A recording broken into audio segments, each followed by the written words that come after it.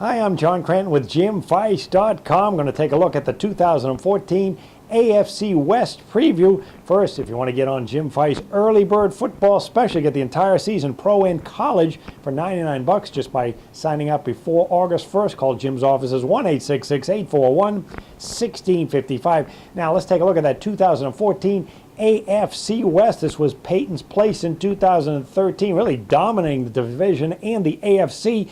Before getting mauled in the Super Bowl, they were 2.5-point favorites in the Super Bowl, lost 43-8 to Seattle. Now in a division with the Chiefs, Chargers, and Raiders, Denver is the easy favorite to win this division again. Actually have a great shot to return to the AFC title game. Vegas projection for Denver Broncos, 11 wins. 38-year-old Peyton Manning, he's off a record-setting season with 55 touchdowns, 10 interceptions, 5,477 yards, only 18 sacks, as this veteran knows how to get rid of the football. The offense finished tops in the NFL in passing, 340 yards per game, 15th in rushing. 26-year-old wide receiver Demaryius Thomas is back, 1,430 yards. In fact, he has over 1,400 yards receiving in each of the last 2 years. 33-year-old wide receiver Wes Welker is back. He has 778 yards as he missed 3 games, certainly in decline. But you've got 26-year-old 6'5" tight end Julius Thomas, who busted out with 788 yards. He's on the rise. And Denver grabbed wide receiver Cody Latimer in the second round from Indiana, another big target for Peyton Manning. And they signed 27-year-old wide receiver Emmanuel Sanders, 740 yards with the Steelers. Now, the running game is kind of an afterthought for Denver, and they do lose Noshawn Moreno and his 1,000 yards to Miami. That's going to mean more carries for Monty Ball and Ronnie Hillman. Ball had 559 yards, 4.7 yards per carry. Overall, the offense, 37.9 points per game, 457 total yards, both tops in the NFL, and they're going to continue to be a pass-first offense. Now, Denver had several starters who missed part of the regular season from last year, and that includes left tackle Ryan Clady, linebacker Von Miller, defensive tackle Kevin Wilkerson, Raheem Moore in the secondary, and defensive end Derek Wolfe. So if that group comes back healthy in 2014, the Broncos are going to be better on both sides of the football. Now, the defense for the Broncos ranked 8th last year against the run, but 27th against the pass, allowing 254.4 yards per game. Linebacker DeMarcus Ware comes aboard from Dallas on a 3-year, $30 million deal. It's quite a lot to ask for a guy who's 31 years old and had only 6 sacks in 13 games last year while battling injuries. And speaking of potentially broken down and expensive players, they add cornerback Aqib Talib from the Pats. Maybe that's a little harsh, as he is a great cornerback when healthy, but he's been knocked out of the playoffs in each of the last 2 years. He's also been battling a lot of hamstring and hip problems of late. In fact, the last 3 years he's played 4, 6, and 13 games. That's an average of 8 games per season. On the other hand, he's only 28 years old, so a healthy season is not inconceivable. They had to address the secondary. Plus, cornerback Bradley Roby comes aboard. He's the number 31 overall pick in the draft from Ohio State. And pass rushing speedster Von Miller hopes to be healthy. His sacks went from 18.5 down to 5. Now, everything, of course, on offense hinges on keeping Peyton Manning healthy, a guy with 4 neck surgeries.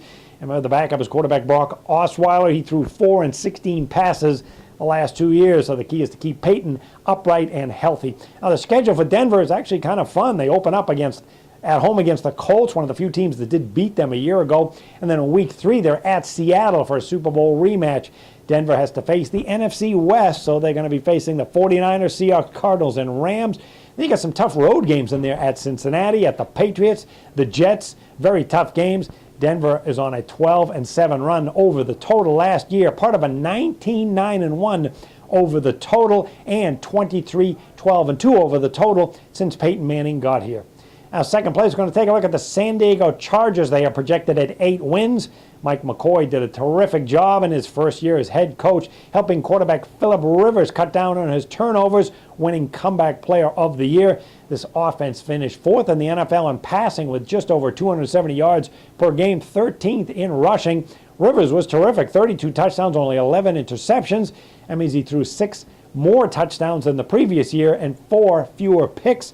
He was also sacked only 30 times last year, much better than 2 years ago when he was sacked 49 times. You got running back Ryan Matthews, 1,255 yards, 4.4 yards per carry, providing balance. And Rivers has very good targets with tight end Antonio Gates, 872 yards, wide receiver Vincent Brown, 472, and Malcolm Floyd. There really isn't a whole lot of quality depth in the passing game. However, they have a new wrinkle here, and that's new offensive coordinator Frank Rich, as he has brought in the no huddle into camp, Frank Reich. So this team may be more to look at over the total, particularly early in September. Now the defense for San Diego, they did struggle quite a bit, 29th in the NFL in passing yards, 12th against the run.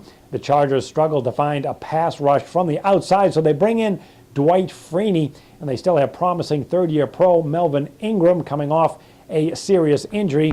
Now they did trade up in the draft to take Jeremiah Atachu, a 3-4 outside linebacker. And in the secondary, other than Pro Bowl safety Eric Weddle, the secondary has major question marks. That's why in the draft they pick up defensive back Jason Verrett. He was the 25th pick overall from TCU. Lacks size, but he's probably going to get in there as a starter. The schedule for San Diego, they're going to open at Arizona and then host the Seattle Seahawks, so they could be 0-2. And they got to play the Bills and the Jags, so it could be a 2-2 September. And they got some tough road games, though, at Denver, Miami, the Ravens, 49ers, and Chiefs. Keep in mind, San Diego's on a 10-4 run under the total. We're going to take a look next at the Kansas City Chiefs. Vegas has them projected at 8 wins. Now, Kansas City, 2 years ago, they were projected at 8 wins. They went 2-14. Last year, they were projected at 5 wins and overachieved, going 11-5. Coach Andy Reid, well, he did a terrific job, at least while they were starting 9-0 with an easy schedule, before a 2-6 straight up 3-5 ATS finish. Making matters worse was that playoff game, a gut-wrenching 45-41 playoff loss at Indy, blowing a huge lead. Now, there's an offense, they're not going to be explosive. It's a controlled West Coast safe passing attack. Kansas City ranked 24th in the NFL in passing. They were 10th in rushing the football, 6th in scoring, though, over almost 27 points per game. The Chiefs' offense is going to be, again, about running the football first with running back Jamal Charles. He had 1,287 yards, 5 yards per carry. And even quarterback Alex Smith got into the act, too. He had 431 yards rushing. That was second on the team. Smith threw for 3,313 yards, 23 touchdowns, only 7 picks, at a cost of not being afraid to take a sack, which he does often, being brought down 39 times. On the offensive line for Kansas City, they do lose 2 starters, and they got some help at wide receiver and tight end. You got wide receiver Donnie Avery, 596 yards, and Dwayne Bowe is back, just 673 yards. Really not that impressive. In fact, the leading receiver on the Chiefs was running back Jamal Charles. He had 70 catches for 693 yards. Now the defense for Kansas City, they looked good early on against bad quarterbacks, but boy, did they regress down the stretch. They finished up 25th in the NFL at defending the pass, 247.6 yards per game, and 22nd against the run, getting run over for 120.2 yards rushing per game. They got a first-round draft pick in D. Ford. He comes over from Auburn with the 23rd overall pick. They also add pass rushing skills off the bench, which is going to help with Tamba Hali and Justin Houston. Now, the Chiefs' secondary should be a strength with Sean Smith and Eric Berry, but boy, they fall apart down the stretch. And remember, this Kansas City team, because of the defensive shortcomings, on a 6-1 run over the total. Look at the schedule for Kansas City. They got tough away games at Denver, Miami, the 49ers, Chargers, Bills, Raiders, Cardinals, and Steelers. In fact, they're going to play 4 of the first 6 games on the road, and even the home games aren't that easy. Patriots, Jets, Rams, Seattle, Denver, and San Diego. Kansas City is 29-19-1 under the total the last 3 years with a conservative offense. Finally, is there any hope for the Oakland Raiders? No.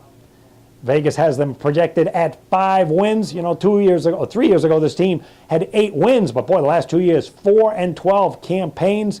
They cut a lot of talent during that time to save some money. The only plus is that 2 years ago, they're actually pretty good passing offense, ranked 8th in the NFL. So what did they do? They got rid of their quarterback, Carson Palmer. Last year, they plummeted to 25th in the NFL in passing, 12th in rushing.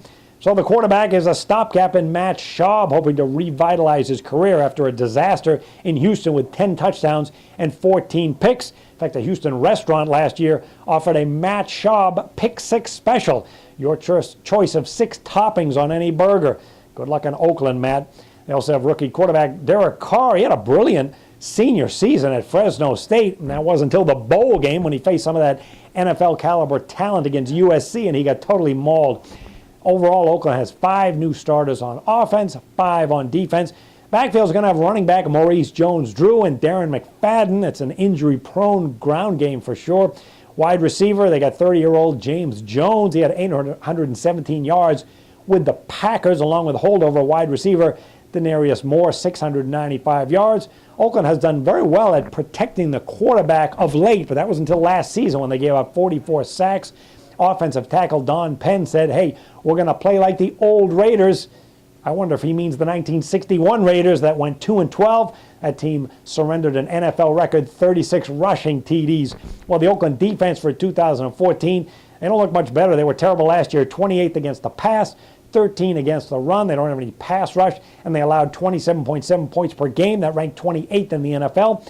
They do add rookie linebacker Khalil Mack from Buffalo, the 5th overall pick. And they bring in some veterans, Justin Tuck, Antonio Smith, and Lamar Woodley. Big names, sure. But boy, when organizations like the Steelers and Giants, who are used to winning, let guys like that go, you certainly have to wonder. Now the Raiders need last year's first-round draft pick DJ Hayden to step up. He's been battling injuries too, even this offseason. They bring in San Francisco cast-offs Terrell Brown and Carlos Rogers. They're concerned at cornerback, as is 100-year-old safety Charles Woodson. Don't forget this organization. They're the organization that gave up 2 draft picks for Carson Palmer and then dumped him. The Raiders committed 283 penalty infractions back in 2011. That led the NFL by a wide margin. The next year, they were 27th with 6.8 penalties per game. And then last year, getting worse, 28th with 7.25 penalties per game. Now, the Oakland schedule, boy, they're going to open at the Jets. They're going to host Houston, then at the Patriots. That could easily be an 0-3 start. Then you get some tough road games for Oakland at the Chargers, Seahawks, Rams, Chiefs, and Broncos. Just brutal. Raiders are still a mess, and they're going to be one of the worst teams in the NFL in 2014. One of their websites has a link that says great ways to watch Oakland Raider games. Yeah, like this, with your eyes closed.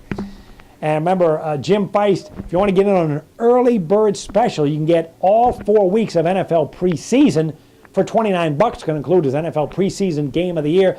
Just go to jimfeist.com or call 1-866-841-1655. Make sure you check out more NFL and college previews right here at jimfeist.com.